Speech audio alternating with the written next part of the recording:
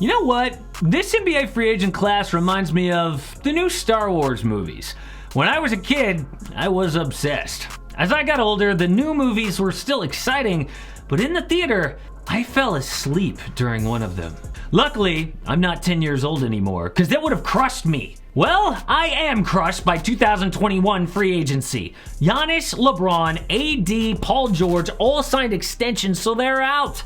Ranking free agents is even more important now because we have to really look for the game changers. Yo, it's Casey, this is AM Hoops. Hit subscribe, and I'm sure if you didn't watch Friday's video, you're wondering, why did I shave my head? Did I lose a bet? No, I didn't, but honestly, I'm kind of anticipating losing a bet. So you guys said that if I was wrong this year, that I would have to dye my hair like Dennis Rodman. We will vote on which Dennis Rodman that I'll do. Now, before we do this, let's go over the ground rules. I don't care if a guy is unrestricted or restricted. Yes, a restricted free agent can still be kept by his old team, but there's a reason an extension never happened. They don't want to pay that much. So, the Hawks won't give John Collins the max? Well, another team could swoop in. So, restricted guys are on this list. Also, I am ranking dudes based on who you want the next 3 to 5 years. That means that they are good enough to win a title, but not so old that they're only going to be good for like one more year. So, let's count down the top 10, and then I'll explain my snubs and the one big change the NBA has made to free agency that you have to hear about. At number 10, Norman Powell. Best fit? Dallas Mavericks, who could use a two-way shooting guard next to Luka. Norm Powell had a breakout year at about 19 points a game, shooting 40% from downtown, which is elite. He dropped off a bit in Portland, but that's to be expected, leaving the only team he's ever known. Norm's defensive intensity stood out on a Blazers team that didn't really try very hard. He's already proven to be a championship-level player. At 27 years old, he is in the middle of his prime. Number 9, Duncan Robinson. The Bucks are his best fit, who need shooters around Giannis and could absorb his bad defense. Just like Tyler Hero, Robinson was a little overhyped coming out of the bubble, but he'd still be a huge asset for a contending team. He is shooting above 40% from deep and an excellent free throw shooter. The reason I like him above Norman Powell for a contender is the value of an elite shooter like Robinson is tenfold in the playoffs. Number 8, DeMar DeRozan. The Celtics are his best fit, who don't need him to be a number 1, but do need his offense. I put DeRozan as an all-NBA honorable mention because he is so damn versatile offensively. I know his defense and the three-point shooting suck, but he could be a championship number 3. Being the number 1 or 2 in Toronto and San Antonio didn't work, but for the right price, DeRozan could be a game changer on a contender. He's a walking bucket, a clutch scorer, and at 31 years old, he could have an awesome final chapter. Number 7, Mike Conley. The Miami Heat are his best situation. Goran Dragic has showed his age. Conley, though, was sneakily almost as valuable as Donovan Mitchell this year for the Jazz. He was a first-time All-Star. The numbers are great at an efficient 16.6 assists, but the defense is also amazing. A two-way, high IQ point guard would be the finishing touch on a lot of teams. The Clippers, the Lakers, the Sixers. But the Heat could afford him. He's 33 years old. Not great, but we've seen other guys like LeBron, Chris Paul, Kyle Lowry play well deep in their 30s. Number 6, John Collins. The Hornets. They can afford him, and he would be a great lob partner with LaMelo. A lot of people have Collins higher than this, except maybe the Hawks.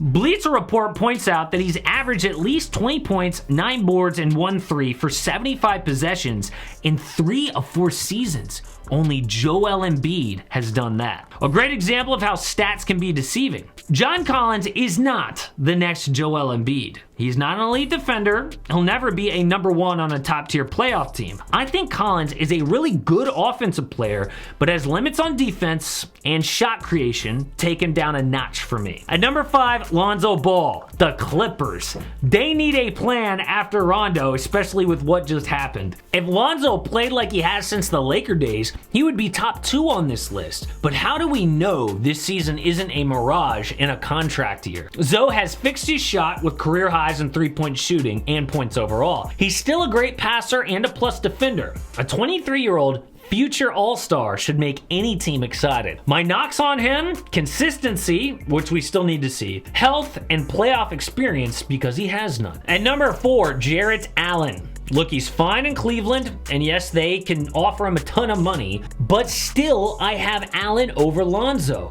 The reason is we know exactly what we're getting from Jarrett Allen going forward, and he is the best player available at his position. Ever since he was a net, this dude has been a two-way center with shooting limitations. He's really good on defense, adaptable with all sorts of teammates, healthy, and he hit 5 threes on the Cavs this year. I'm not saying he's gonna have a Brook Lopez three-point revolution, but it could happen. Look, I know Allen is not a modern-day center, but he would have huge value for years on a contending team. Look at what the Lakers did with Dwight Howard or JaVale McGee in the bubble. At number 3, Kyle Lowry, the Sixers. George Hill is nice, but they really need Lowry at point. For the next 2 to 3 years, he is going to make a good team great and a great team a champion. Lowry is a two-way beast that has hit big playoff shots, and he's a leader. There's not much to say about his greatness, because it's obvious. The only reason he isn't higher on this list is Lowry isn't a one-man rebuilding plan like Chris Paul at number 2.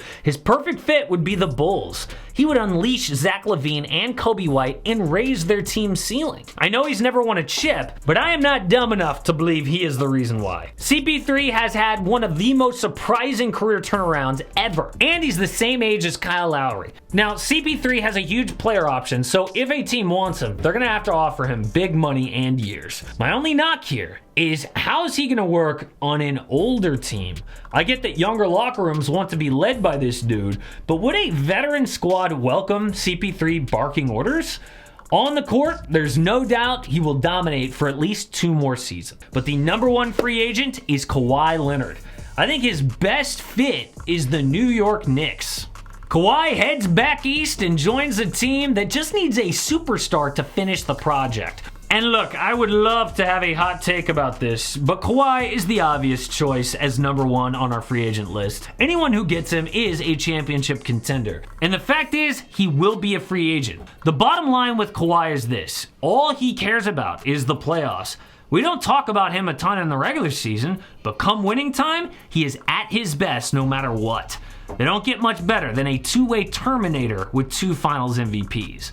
So that means my snubs are Montrezl Harrell, Mitchell Robinson, Kelly Oubre Jr., Lauri Markkanen, Victor Oladipo, Tim Hardaway Jr., and Devontae Graham. I didn't have most of these guys because of playoff questions or health in the case of Victor Oladipo, but still you may be dying to get one of these guys on your team, and I hope I am wrong about all of them. The one thing you have to know about free agency this year is the NBA has changed the calendar because of the pandemic. Normally free agency starts July 1st, but they have changed it to August 2nd, again, because of the pandemic. In this video, I detail where Kawhi could go, including how the Heat, Lakers, and Warriors could get him.